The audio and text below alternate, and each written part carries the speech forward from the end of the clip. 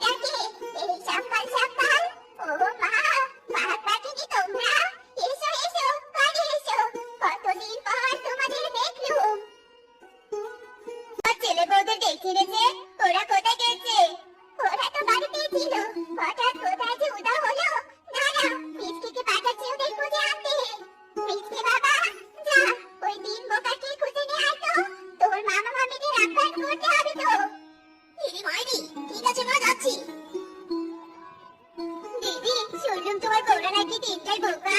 শুধু বোকা বললে ভুল হবে, ওরা বোকা চন্ডী। আমার আর আমার ছেলের মাথা খেতে পারলেই ওরা বাঁচে। ওদের গল্প শুনে ভীষণ হাসি পাচ্ছে। আমারও। দিদি, আমাদের যাওয়ার সময়। চলো গো, চলো বাড়িতে যাই। আমার খুব খারাপ লাগছে যে তোমাদের আপ্যায়ন করতে পারলুম নে। আরে দিদি, সমস্যা নেই, আমরা অন্যদিন আসবো, এখন চলি। তোমরা কোথায় গিয়েছিলে? হ্যাঁ, আমরা তো নদীতে পানি আনতে গিয়েছিলাম শাশুমা। পানি আনতে গিয়ে কি পানিতে ডুবে গিয়েছিলে নাকি? আর একটু দেরি করে আসলে আমার আত্মীয়রা কালী মুখে চলে যেত। এখন আমরা এসেছি, আর আত্মীয়কে কালী মুখে যেতে দিব না। দিদি, টিনা, চলো, ঠাকুমার আত্মীয় যদি কালী মুখে যেতে না পারে তার ব্যবস্থা করি। হ্যাঁ হ্যাঁ, চল চল।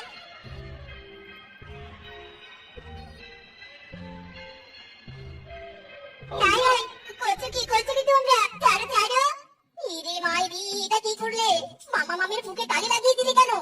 আরে তোমরাই তো বললি মামা মামির সাথে কালী মুখে না যায়, তার তো ব্যবস্থা করতে, তাই তো মুখে তালি লাগিয়ে দিলাম।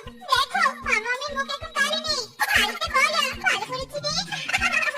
ভালো না চাই করেছিস, আমার মান সম্মান সব ধুলো মিশিয়ে দিল রে। এত বড় অপমান! জি জি জি জি, মিসকে, তোর বউরা আমাদের সাথে এমনটা করতে পারলো? ইরি মাইরি, মামি মামা, ওদের হয়ে আমি তোমাদের কাছে ক্ষমা চাচ্ছি। তোমরা কিছু মনে করো না, আসলে ওদের ভিতর বিদ্যার কোনো কালই নেই, তাই এমন করেছে। চলো মামা মামি, চলো, পরিষ্কার হবে। এই মুখপুরির দল, দাঁড়িয়ে দাঁড়িয়ে কি দেখছিস কি?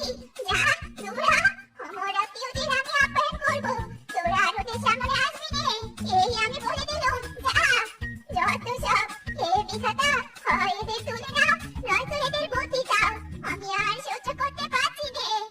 দিদি, তুমি এভাবে পাইকারি করে কি ভাবছো? ভাবছি আমাদের পেটের ভিতর বিদ্যার কালি ঢুকাবো। কেন কেন, বিদ্যার কালি ঢুকাবো কেন? আরে তখন শুনিসনি স্বামী কি বললো?